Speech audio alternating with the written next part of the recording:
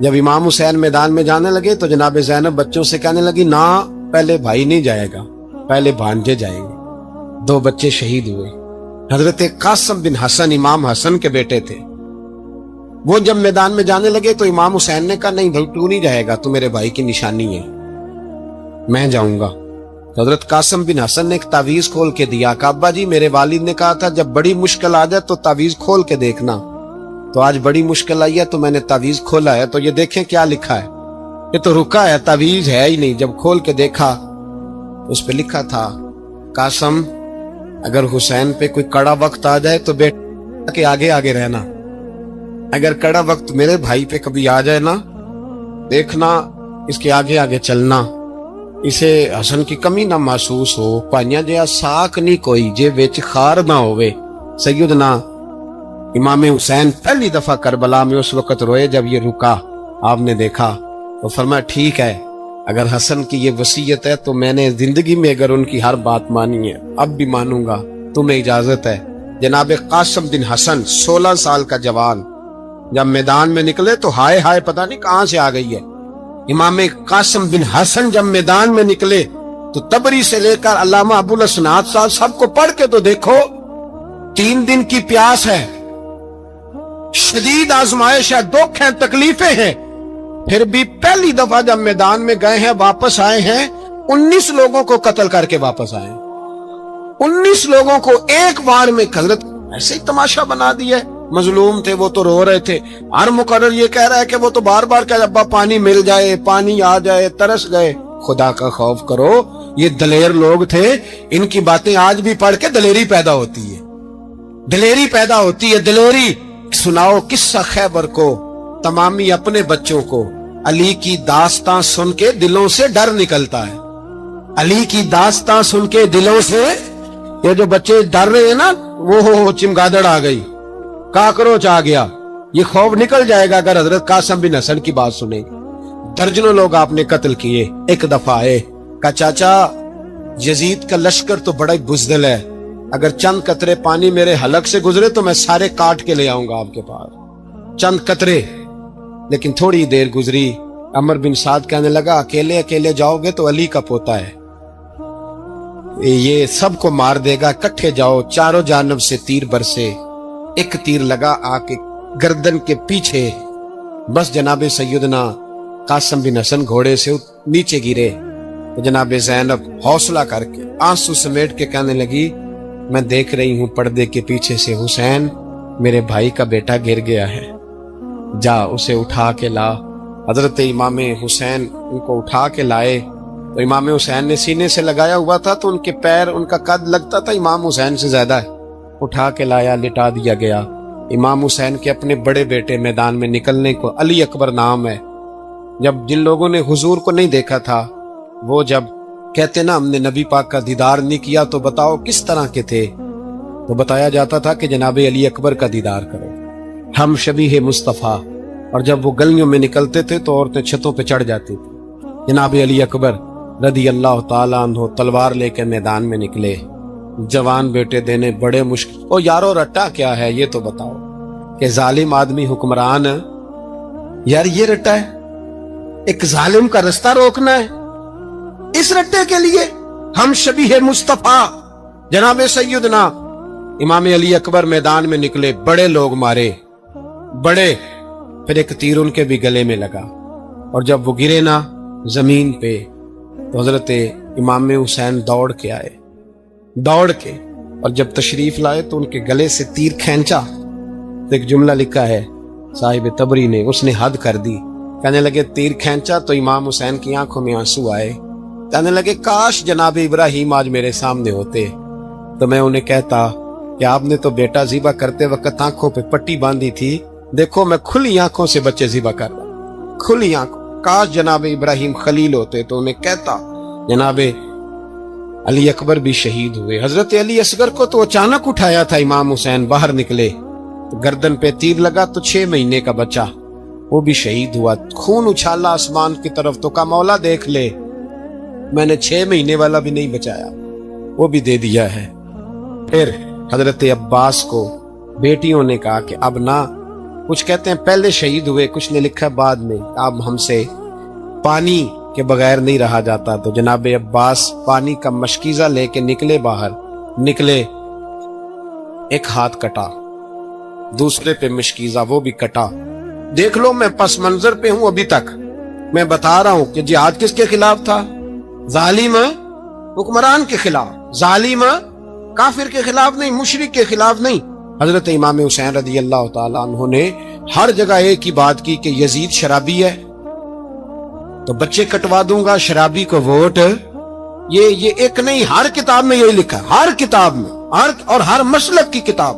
یزید چونکہ مجرے دیکھتا ہے، رنڈیوں کا ناچ دیکھتا ہے، بچے کٹوا دوں گا، اس کے ہاتھ میں ہاتھ۔ امام حسین نے فرمایا چونکہ اللہ کی حدوں کو توڑتا ہے، حقوق اللہ پامال کرتا ہے، حدود اللہ، بچے کٹوا دوں گا لیکن اس کے ہاتھ میں ہاتھ۔ سارا دن خود مجرا دیکھنا اور 10 محرم کو 2 دیگیں بکا کے حسینی بن جانا، سارا سال خود گند مند کرنا، شرابیوں کے ساتھ رہنا اور 10 محرم کو 2 آنسو بہا کے یاد رکھنا۔ میں ہمیشہ کہتا ہوں، پھر کہہ رہا ہوں، جس کے موبائل میں گندے گانے ہیں، گند دیکھتا ہے، شرابی کبابی کا سپورٹر ہے، ووٹر ہے، یا مجرے دیکھتا ہے آتا جاتا ہے، وہ یاد رکھے قیامت میں امام حسین کا ہاتھ ہوگا، اس کا گریبان ہوگا۔ ہم سے نہ رقم ہوں گے قصیدے یزید کے، ہم لوگ تو حسین کے سیرت نگار۔ حضرت عباس بازو کٹا، پھر پانی تو بھر لیا تھا، لا نہ سکے، پھر گردن کٹی تو شہید ہوئے۔ بچوں کی بھی شہادت ہوئی، پر جب ان کا لاشا اٹھایا تو امام حسین کہنے لگے مولا اب نہ حسین کی کمر کمزور ہو گئی ہے، اب کمزور ہو۔ اور بھائی ایک میت ہو جائے تو 4-5 دن تو پوری آنکھیں نہیں کھلتی، کیسا جری خاندان ہے۔ تھوڑی دیر گزری تو امام علی مقام نے پٹکا باندھا، سر پہ دستار باندھی، مولا علی کی تلوار پکڑی، نبی پاک کا امامہ باندھا اور گھوڑے پہ سوار ہوئے تو کہنے لگے زینب گھر تیرے حوالے اور میں اللہ کے حوالے، گھر تیرے حوالے اور میں۔ اور پھر امام حسین نکلے، امام علی مقام نکلے۔ راوی کہتے ہیں کہ یہ جلوہ پہلے بھی بڑے سونے تھے، پر آج جو رنگ دیکھا وہ کبھی نہیں دیکھا۔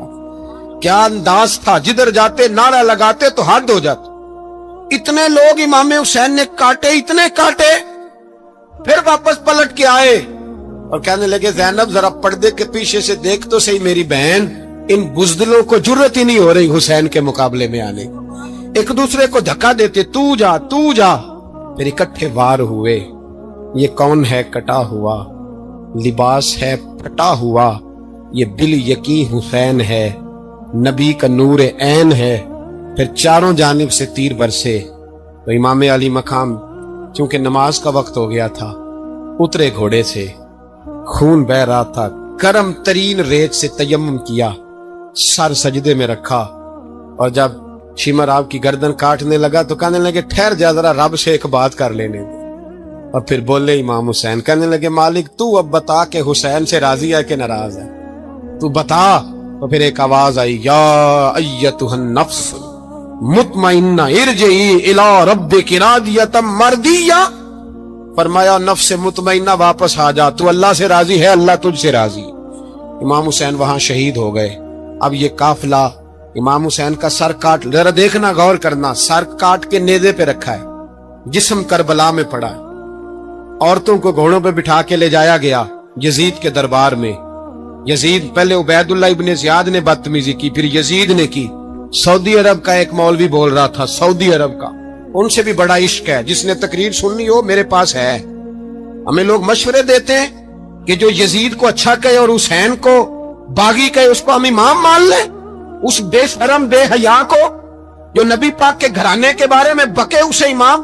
سعودی عرب میں مسجد نبی میں درس دینے والا جس نے تقریر سننی ہو میرے پاس ہے، وہ کہتا ہے یزید تو بڑا اچھا آدمی تھا، اس نے تو بڑی خدمت کی، تو میں نے اسے کہا رشتہ داری کر لیا یزید کے ساتھ، قریب ہو جا۔ شرم نہیں آتی؟ آج بھی نبی پاک کا دل دکھاتے ہو، حیا نہیں آتی، خیال نہیں آتا؟ اور لوگ گھر میں بیٹھ کے باتیں کرتے ہیں، کہتے ہیں جی جو بیت اللہ میں ہو وہ بھی برا ہو سکتا ہے۔ بیت اللہ میں تو 360 بت بھی تھے، وہ اچھے تھے۔ مدینے میں تو 360 منافق بھی رہے، پوری سورہ منافقون نازل ہوئی، وہ اچھے تھے۔ عجیب تماشا بنا دیا لوگوں نے مذہب کا۔ کہتا یزید نے تو بڑی خدمت، تو عبید اللہ ابن زیاد نے قتل کیا۔ بے شرمو، اگر عبید اللہ ابن زیاد نے بھی قتل کیا تھا تو حکومت کس کی تھی؟ تو پھر یزید نے عبید اللہ ابن زیاد کو سزا کیوں نہیں دی، بلکہ ایک جگہ 2 گورنریاں دی اس کو، یہ حال کیا؟ بلکہ سنو کہ یزید چھڑیاں مار رہا تھا، چھڑیاں امام حسین کے لبوں پہ، تو نعمان بن بشیر صحابی تھے، بول پڑے، کہنے لگے او یزید بدبخت، ہاتھ پیچھے اٹھا، مجھے اللہ کی عزت کی قسم میں نے سینکڑوں بار نبی پاک کو ان ہونٹوں کو چومتے دیکھا ہے۔ حضرت جناب زینب عورتوں کے مجمع میں پیچھے ہو کے بیٹھی ہیں، یزید کے پاس جب پہنچا لشکر تو یزید کہنے لگا دیکھو اللہ نے مجھے عزت دی اور میرے مخالفوں کا کیا حال ہوا، تو بی بی زینب بول پڑی، اتنے صدمے سہے پر آواز توانا ہے، جاندار ہے، جاندار، ہمارا کسی بندے سے جائیداد کا رٹا نہیں، ہم تو چاہتے ہیں امت اکٹھی ہو جائے، لیکن جو بندہ نبی پاک کی ماں کو دوزخی کہے، حضور کے باپ کو جہنمی کہے، یزید کو امیر المومنین کہے، اس کے ساتھ اتفاق رائے کر لیا جائے، یہ مذہب ہماری سمجھ میں نہیں آتا، بالکل نہیں آتا، قطعاً نہیں ہماری سمجھ میں آتا، کیسے اتحاد کر لیا جائے؟ یہاں تو میرے بھائی جو ہمارے ابا کا مخالف ہو اس سے اتحاد نہیں ہوتا، اور جو نبی پاک کے والد کو دوزخی کہے اس سے اتحاد ہو جائے۔ کہتے ہیں جی وہ جی اتنی فرقہ واریت ہو گئی، ہم کس مسجد میں جاؤں؟ 60 پارٹیاں پاکستان میں رجسٹرڈ ہیں جو الیکشن لڑتی ہیں، کبھی کسی بندے کو ٹینشن نہیں ہوئی کہ کس کے پاس جائیں کس کے پاس نہ جائیں، کبھی نہیں کو بولا کہ اب وہ بھی کھڑا ہو گیا، وہ بھی، کوئی ٹینشن نہیں۔ مذہب کی باری ٹینشن ہو جاتی ہے، اتنا بڑا مذہب ہوتا ہے بھائی، غلط بندے بھی آ ہی جاتے ہیں بیچ میں، تھوڑا پہچان کے چلنا پڑتا ہے صحیح کون ہے اور غلط، اور یہی تو ہمیں امام حسین نے بتایا ہے کہ مذہب کے اندر ہی تم نے شناخت کرنی ہے کہ بندہ ٹھیک کون ہے اور بندہ غلط، یہی تو کربلا ہے، یہی تو امام حسین نے بتایا، کفر اسلام نہیں، حق اور باطل۔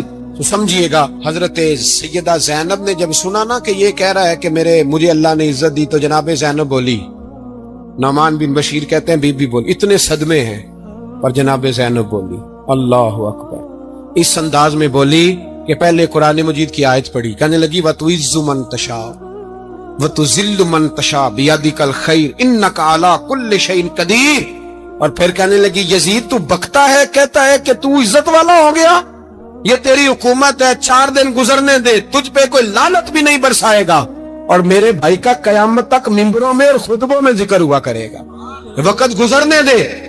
جب جناب بی بی زینب بول رہی تھی تو حضور کے ایک نابینا صحابی پاس بیٹھے تھے، جناب نعمان بن بشیر کا ہاتھ ہلایا، ہلا کے کہنے لگے کیا علی آ گئے؟ تو علی کی آواز لگتی ہے، جبریل امی بول رہے ہوں جیسے، حکمت کے گوہر رول رہے ہوں جیسے، دربار دمشق میں بی بی زینب کا خطاب، منبر پہ علی بول رہے ہوں جیسے۔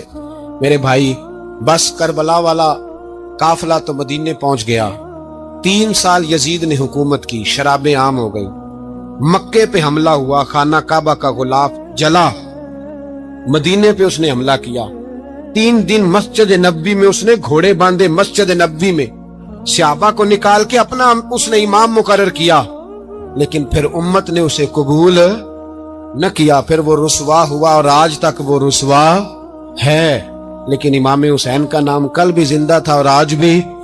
درس یہ ہے، پیغام یہ ہے، پیغام یہ ہے، یاد رکھو موت تیزی سے آ رہی ہے، ہمارے ساتھ والے دائیں بائیں والے سب چلے گئے، اسی طرح نمبر لگے گا، ایک دن اعلان ہوگا، ضمیر کے قیدی بن کے زندگی نہ گزارو، بالکل نہ گزارو، یہ تھوڑی سی زندگی ہے دنیا سجن المومن، حق بات کرو، حق پہ ڈٹنا سیکھو، دین سمجھو، خبردار رسول پاک صلی اللہ علیہ وسلم کے دین میں ظالم، جابر، فاسق، فاجر کی کوئی گنجائش قطعاً نہیں ہے، اپنے آپ کو سمیٹو، اپنے آپ کو سنبھالو، دین میں اپنا کردار ادا کرنے کی کوشش کرو، دین طلب کرتا ہے ہم سے کہ ہم نے دین کو کیا دیا ہے، امام حسین نے سارا گھرانہ دین کے لیے دے دیا، ہمارا جو بچہ کسی کام کا نہیں رہتا اسے مدرسے داخل کراتے، ہم نے دین اتنا کمزور کر دیا ہے کہ عالم اگر شور نہ کریں، عالم اگر شور نہ کرے، زور نہ کرے، گھٹن والا ماحول ہو گیا، مذہب کی پوزیشن کمزور کر دی۔ اب جہاں تک اس بات کا تعلق ہے جی فرقے ہو گئے، تو میرے بھائی یہ کوئی اتنی خطرناک بات، یہ کوئی اتنا مشکل معاملہ نہیں ہے، یہ تو امام حسین نے بتا دیا تھا کہ یزید کے طور پر ایک غلط فرقہ کھڑا ہو گیا ہے، لہذا اس کا مقابلہ کرنا ہے، اس میں کوئی بری بات ہے، لیکن ایک سبق ہے بزرگوں کا کہ اگر سچی بات بھی نہیں کرنی تو پھر اس منبر کا حق ادا نہیں ہوتا۔ جو سچ بولے وہ حسینی ہے، جو ظالم کے سامنے کھڑا ہو جائے وہ حسینی ہے جو مصلحت کوش ہو، جو کہے ٹائم نہیں، گراؤنڈ ریالٹی نہیں، حالات نہیں، طبیعت نہیں، موقع نہیں، تو ابھی امام حسین کے پیغام کو نہیں سمجھا۔ میں بہت سارے بزرگوں کا نام اس لیے نہیں لیتا کہ لوگ ایسے نہ کہیں کہ کسی کا نام کیش کرایا جا رہا ہے، لیکن میں نے سارے مناقب پڑھے ہیں، میری لائبریری میں کتابیں ہیں، میں پڑھتا رہتا ہوں، میں سفر میں بھی ساتھ رکھتا ہوں، لیکن حضرت شیخ عبدالصبور بیگ منشور ہزاروی کا شعر امام علی مقام کے مقابلے میں اس طرح کا ہے کہ مجھے سارے شاعروں سے زیادہ وزنی محسوس ہوتا ہے۔ انہوں نے کہا تھا اس شاہ مشرقین کی، اس نور عین کی مطلوب ہے جہاں کو قیادت حسین کی۔ دیکھیے ذرا حسن، میری گردن جھک جاتی ہے جب میں یہ بات کرتا ہوں، ایمانداری سے کہہ رہا ہوں، جوش خطابت نہیں، میری گردن جھکتی ہے جب میں یہ لفظ ادا کرتا ہوں۔ امام حسین کے گھر کے اندر یزید نے پیغام بھیجا، اس نے کہا جیسے کہو گے کر لوں گا، جتنے پیسے کہو گے دے دوں گا، جتنی مسجدیں کہو گے بنوا دوں گا، جتنے ادارے کہو گے تعمیر ہو جائے، مجھے نہ چھیڑو۔ آپ نے فرمایا نا، امام علی مقام میدان میں نکلے، ڈٹ کے نکلے، اور امام نے فرمایا میدان میں نکل کر کہ میرا وطن مدینہ ہے۔ امام علی مقام آرام سے مسجد نبی میں بیٹھے تھے، زمانہ پوری دنیا سے جاتا تھا، ہاتھ چومتا تھا، قدموں میں بیٹھتا تھا۔ اتنے بڑی عظمت والی بھی کوئی شخصیت ہوگی جس کے رگوں میں رسول اللہ کا خون دوڑتا ہے، جسے حضور اپنی زبان مبارک اس طرح وہ چوسا کرتے تھے جیسے عرب کے لوگ پیاس کے عالم میں کھجور چوسا کرتے تھے۔ اتنا بڑا بھی کوئی شخص تھا، لیکن جب دین پہ کڑا وقت آیا تو حسین نے مسجد کی خطابت نہیں بچائی، آستانہ نہیں بچایا۔ امام علی مقام نے کہا کوفہ لٹتا ہے تو لٹتا رہے، دمشق میں فساد ہوتا ہے تو ہوتا رہے، وہ ملک شام کی بچیاں رو رہی ہیں تو روتی رہیں کہ ہم پہ یزید قابض ہو گیا، میری مسجد آباد ہے، کافی ہے نا۔ امام حسین نکلے اور نکل کے کہنے لگے جنت البقیع والی جگہ پہ کھڑے ہو کہ یا رسول اللہ میں جا رہا ہوں اور آپ کے لیے جا رہا ہوں، اس لیے کہ مجھے اس شام کو بچانا ہے جس شام میں رسول اللہ کا کلمہ پڑھنے والے لوگ بستے ہیں، مجھے کوفہ دمشق مصر کے لوگوں کو بچانا ہے۔ نانا تیرے کرم کے خزینے کی خیر ہو، میں جا رہا ہوں تیرے مدینے کی خیر ہو۔ نکل کھڑے ہوئے امام علی مقام، میدان میں نکلے، کس کے خلاف؟ بولے کون تھا یزید؟ مسلمان تھا۔ اس وقت تک تو سب نے مسلمان لکھا ہے، جس نے کافر کہا شہادت امام حسین کے بعد کہا۔ جرم کیا تھا؟ میری گردن جھک جاتی ہے جب میں یہ بات کرتا ہوں، ایمانداری سے کہہ رہا ہوں، جوش خطابت نہیں، میری گردن جھکتی ہے جب میں یہ لفظ ادا کرتا ہوں۔ امام علی مقام اس شخص کے خلاف نکلے، سارے خطبے امام حسین کے پڑھ کے دیکھو۔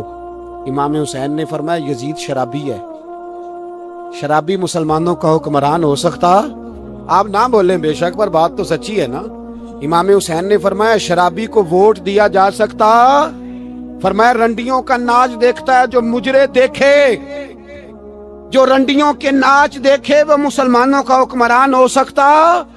امام حسین میدان میں نکلے اور 18 سال کے علی اکبر سے لے کر 6 مہینے کا علی اصغر دے دیا، لیکن شرابی کو برداشت، بے حیا کو برداشت تو میں کیسے کرتے؟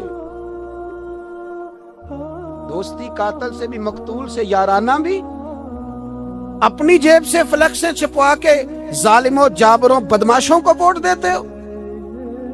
امام حسین کو تیری دیگ کی ضرورت ہے جو تو 10 محرم پہ پکاتا ہے، چاولوں کی ضرورت ہے جو تو نے 9 محرم کو پکائے، ان کو اس بریانی کی حاجت تھی جو تو نے پکائی ہے۔ میرے گھر میں فلاں MNA MPA صاحب آ گئے تھے، امام حسین کے گھر کے اندر یزید نے پیغام بھیجا، اس نے کہا جیسے کہو گے کر لوں گا، جتنے پیسے کہو گے دے دوں گا، جتنی مسجدیں کہو گے بنوا دوں گا، جتنے ادارے کہو گے تعمیر ہو جائے، مجھے نہ چھیڑو۔ آپ نے فرمایا نا، مسجد مدرسے اس وقت آباد رہتے ہیں جب حکمران صحیح ہوتے ہیں، اور جب حکومتیں غلط ہوتی ہیں تو پھر مساجد آباد، پھر مدارس کی آباد کاری ہو ہی نہیں سکتی۔ میں دین میں نیا رکھنا کھول دوں؟ امام علی مقام کھڑے ہوئے، پر میں کیا کروں؟ حکومت کیا کروں؟ حکومت سے کیا کہوں؟ اگر میری ملت کے اپنے جوان کے موبائل میں رنڈیوں کا ناچ ہو تو 10 محرم کو تو امام حسین کربلا میں تڑپ جاتے ہوں گے۔ اگر 9-10 محرم کو جو نکلا امام علی مقام کی بات کرنے کے لیے، وہ نوجوان اگر سگریٹ کا، شراب کا، بدماشی کا عادی ہو تو حضرت علی اصغر کہیں گے نا میری قربانی کا کیا بنا؟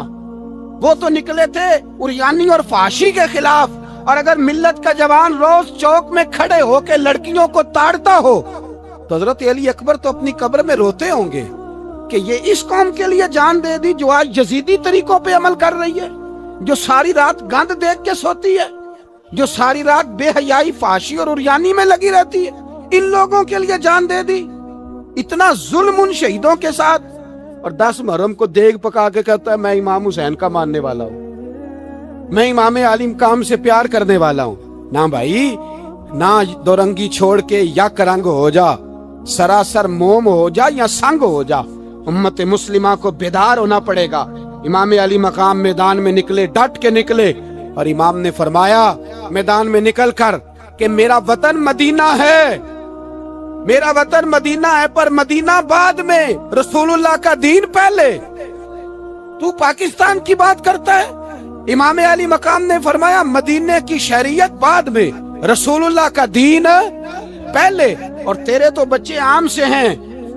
امام حسین نے فرمایا میری گود میں جو بچے ہیں وہ رسول اللہ کے نواسے ہیں، پر بچے بعد میں، نبی پاک کا دین پہلے۔ آپ نے فرمایا تیری بیٹی بڑی باوقار ہوگی، اس کی بڑی عزت ہے، تو کہتا ہے بیٹی کی وجہ سے بلیک میل ہو گیا، لیکن جو شان خدا نے حسین کی بیٹی کو عطا فرمائی، جن بچیوں کا سر کا بال ننگا ہو جائے، سر کا بال ننگا ہو جائے، تو امام شورانی فرمایا کرتے تھے اگر مدینے میں کسی سید زادی کے سر کا بال ننگا ہوتا تھا تو سورج اپنا منہ چھپا لیا کرتا تھا، سورج چھپ جاتا تھا بادلوں کی اوٹ میں، اور مدینے والے سمجھ لیتے تھے کہ گھر میں کام کرتے کرتے کسی سید زادی کے سر کا کوئی بال ننگا ہو گیا۔ ان شہزادیوں کا اتنا وقار، اور امام علی مقام نے فرمایا بیٹیوں کی فکر بعد میں، رسول اللہ کا دین پہلے رسول اللہ کا دین۔ قوم مذہب سے ہے، مذہب جو نہیں تم بھی نہیں۔ یاد رکھ میرے بھائی، امام علی مقام رضی اللہ تعالیٰ عنہ نے میدان میں نکل کر پہلے مذہب کی بات کی، اور آج دین نبی دا وانگ یتیمہ رووے تے کرلاوے تے آکھے میں کتھوں لبا عمر بہادر، میں کتھوں لبا عمر بہادر جیڑا مینوں سینے لاوے۔ معصوم بچے، معصوم، آج تک کدھر ہے تمہارا اقوام متحدہ؟ بلاؤ نا اسے۔ بھیک مانگتے پھرتے ہو، کافروں سے بھیک مانگتے ہو۔ بچہ شام کو گھر نہ آئے تو ماں دروازے پہ نظر لگا کہتی بیٹے ٹائم پہ آ جایا کر، مجھے نیند نہیں آتی، وقت پہ۔ برما کی اس ماں سے بھی جا کے پوچھو جس کا بچہ پلٹ کے آئے کوئی نہیں، آیا ہی نہیں، اس سے بھی پوچھو۔ بچے نے آدھی رات کو روٹی مانگ لی تو فالج زدہ ماں، اس کو فالج تھا، وہ رینگتی ہوئی اٹھی اور اس نے اپنے لال کو روٹی پکا کے دی۔ باپ کہتا رہا چل چھوڑ، سو جا بیٹے تیری اماں۔ اس نے کہا نہیں مجھے نیند نہیں آتی، بیٹا بھوکا ہے۔ اس ماں سے بھی کبھی پوچھ، اس ماں سے جو بنگلہ دیش کے خیمے میں بیٹھی ہے، تو بی بی سی لندن کا رپورٹر کہتا ہے کہ تیری خواہش کیا ہے؟ کہتی کوئی بھی نہیں، چلو 2 دن کے بعد ہی صحیح میرے بیٹے کو ایک روٹی دے جایا کرو، یہ روٹی مانگتا ہے مجھ سے، میں کدھر سے لاؤں؟ یہ لوارث قوم ہے، میں حکمران سے جا کے بات کروں؟ جب میرا اپنا نمازی مسلمان کہتا ہے پہلے پاکستان کے بچے تو پال لو، میرے بھائی تجھے خبر ہی نہیں۔ یہ تو جانا تو کبھی گنبد خضرا پہ، تو میرے مصطفیٰ نے فرمایا من ازا مسلم فقد ازانی، فرمایا جب میرا مسلمان تکلیف میں ہوتا ہے تو میں گنبد میں تکلیف میں ہوتا ہوں، مجھے درد ہوتا ہے، مجھے اذیت ہوتی ہے۔ پوچھ جا کے محبوب پاک سے، میرے عزیز کسی کو غم ہی نہیں ان لوگوں کا، کسی کو پرواہ ہی نہیں، کچھ سوچتا ہی نہیں ان کے بارے میں۔ میں اپنے گھر میں مست ہوں، آپ اپنے گھر میں مست ہیں۔ میرے رسول اللہ کی امت لٹ گئی ساری، جگہ جگہ تباہی، 1 انچ دھرتی پر زمین ایسی نہیں جو کافر کی اور خون بہتا ہو۔ ایک ریمن ڈیوس امریکی کتا یہاں بند تھا مسلمانوں کے قتل میں، انہیں اپنی قوم کی اتنی فکر تھی وہ راتوں رات چھڑا کے لے گئے، لیکن میری اور تیری بہن عافیہ صدیقیہ سالوں سے بند ہے۔ تڑپ کے پوچھا ہے مسلمانوں نے کہ اس کی غلطی تو بتاؤ، اس کا قصور نہیں پر وہ بند ہے، کوئی نہیں بات کرنے والا، کوئی نہیں مسجد جانے، جمعہ تو پڑھانا ہے، اس میں غرض نہیں، درد ہے کہ نہیں کہ اس میں تو اتنا پتہ ہے کہ گھنٹے تقریر ہے کرنی ہے۔ پیر صاحب صبح سے شام تک تعویذ لکھتے، سیاستدان صبح سے شام تک جنازہ بھی تب پڑتا ہے کہ مجھے ووٹ ملے گے۔ تاجر کہتا ہے بس دکان چلنی چاہیے، مر جائے میری طرف سے ساری دنیا، بس کرو، اس خول سے باہر نکلو۔ اے نوجوان مسلم، کبھی یہ تدبر بھی کیا تو نے، وہ کون سا گردوں ہے جس کا ہے تو ایک ٹوٹا ہوا تارا؟ تو نے سوچا ہی نہیں کبھی، تجھے کبھی خبر ہی نہیں ہوئی کہ یہ کس قدر بڑا کام تھا؟ میرے رسول پاک صلی اللہ علیہ وسلم کے غلاموں جاگو۔ جاؤں حضرت سعد بن ابی وقاص کے پاس، قادسیہ کی جنگ ہو رہی تھی، کافر بلا رہا تھا، آؤ اگر کوئی ہے تو آؤ، آؤ مقابلے میں۔ حضرت سعد بن ابی وقاص نے گھوڑے دوڑا دیے، دشت تو دشت ہیں، صحرا بھی نہ چھوڑے ہم نے، بحر ظلمات میں دوڑا دیے گھوڑے ہم نے۔ حضرت سعد بن ابی وقاص نے گھوڑے دوڑائے، آگے دریا آ گیا، کوئی پل نہیں، کوئی شے نہیں، اسلام کی عزت کا سوال ہے۔ حضرت سعد بن ابی وقاص نے ہاتھ اٹھائے اور کہا اے اللہ، اگر تو موسیٰ کی نافرمان قوم کو رستہ دے سکتا ہے تو ہمارے دلوں کو جانتا ہے، ہم تو اپنے رسول کے فرما بردار غلام ہیں۔ آنا مہربانی کر کی اگر تو نے دل مسلم کی دل جوئی نہیں تو ہمیں تانا دیں گے بت کے مسلم کا خدا کوئی نہیں۔ کہا اے اللہ مہربانی فرما، اگر تو حضرت وَإِذْ فَرَقْنَا بِكُمُ الْبَحْرَ فَأَنْجَيْنَاكُمْ وَأَغْرَقْنَا آلَ فِرْعَوْنَ، اگر تو حضرت موسیٰ کی قوم کے لیے دریا پھاڑ سکتا ہے تو ہم تو نبی پاک کے غلام ہیں۔ صحابہ کہتے ہیں جناب سعد نے دعا مانگی تو دریا نے رستہ عطا فرما دیا۔ یار تو دعا بھی نہیں مانگتا؟ حضور نے فرمایا دعا صلاح المومن، دعا مومن کا ہتھیار ہے، تو نے یہ بھی چھوڑ دیا ہے۔ اب تو باتیں کر کے، تبصرے کر کے، ٹی وی دیکھ کے، اپنی رائے قائم کر کے، کومنٹس کر کے سو جاتا ہے، یہ بھی سوتا خشک ہو گیا، تو دعا تک نہیں مانگتا۔ فرماتے ہیں دعا مانگی تو دریا نے رستہ دیا، اور جب اس کنارے نکلے تو حضرت سعد کہنے لگے کسی کی کوئی شے تو نہیں رہ گئی دریا میں، کوئی چیز تو نہیں رہ گئی؟ ایک صحابی کہنے لگے پیالہ رہ گیا ہے، تو حضرت سعد فرمانے لگے دریا ہمارا پیالہ واپس نہیں کر دیتا؟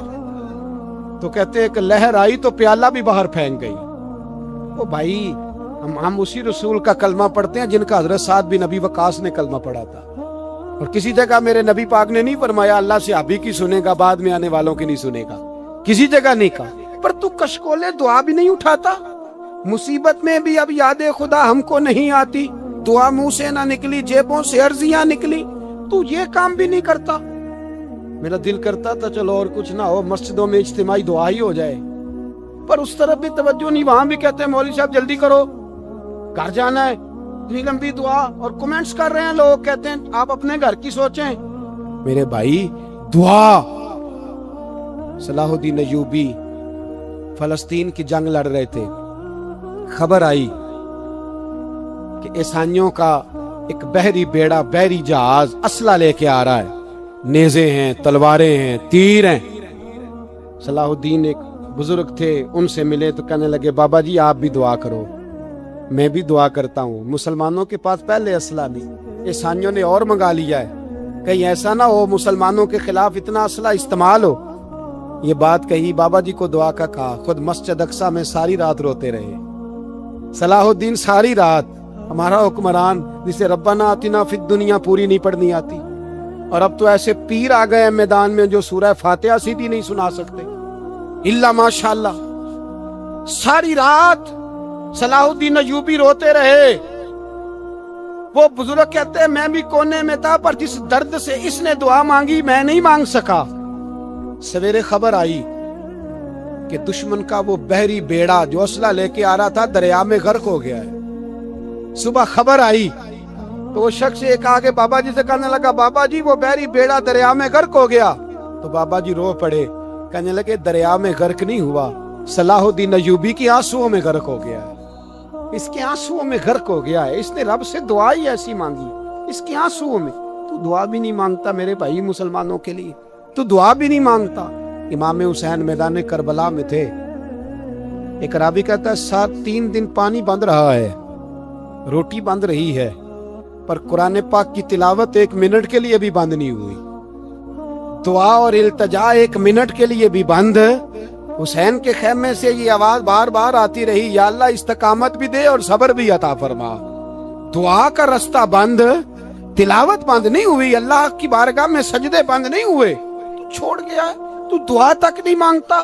دعا تو انقلاب برپا کر دیتی ہے, دعا تو حالات بدل دیتی ہے, دعا تو تبدیلی لے آتی ہے. کوئی بیٹھا ہوا مجھے دور دعا دیتا ہے, بس دعا دیتا, فقط دعا دیتا ہے.